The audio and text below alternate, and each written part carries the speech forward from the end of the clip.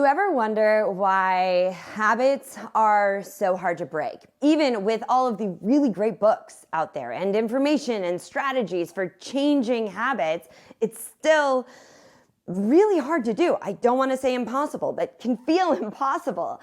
Well, there's a reason for it. Because here's the thing. Most of the time, when it comes to changing habits, we focus on changing the behavior, which seems logical, but we completely ignore the invisible story that's causing that behavior in the first place. We focus on the behavior instead of the story. We assume, here's what we assume happens, that an event happens, like an alarm goes off in the morning. We respond to that event. We hit snooze and skip our morning workout, or we get up and exercise, which leads to step 3, our results. Some are desirable, some not so desirable, hence the desire to change our behavior. The problem with this approach is it misses a key moment in the process. This teeny tiny, imperceptible slice of time right between the event and the response or the action we take, and that is where the stories are. The stories that keep you in bed or get you to the gym. If the habit you currently have is one you like and is getting you the results you're looking for, whether they be relationship goals, financial or career results, then there's no need to change anything.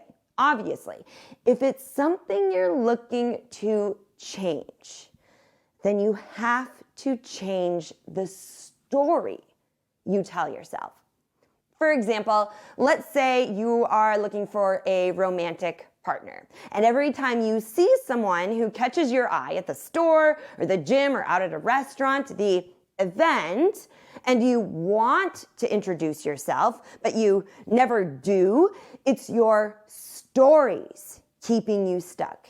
It's possible that in that imperceptible slice in time, right before you would move your feet in their direction, you are subconsciously telling yourself all the stories of the times you've been rejected, dating all the way back to the playground in elementary school, which is why you never approach the person and quite possibly never will.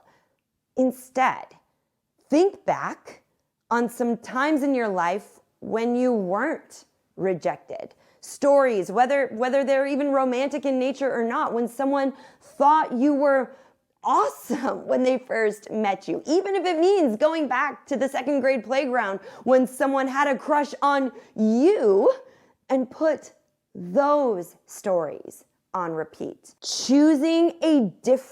Intentionally choosing a different story in this moment will lead to different action, which will in turn lead to different results and ultimately lead to a different life. God, so you don't have to blame yourself. If you've struggled to change some of your habits that are keeping you somewhere you don't really want to be, it's not your fault. You were focused on changing the wrong thing. Change the story. Choose a different story. And in doing so, you can change the habit and change your life.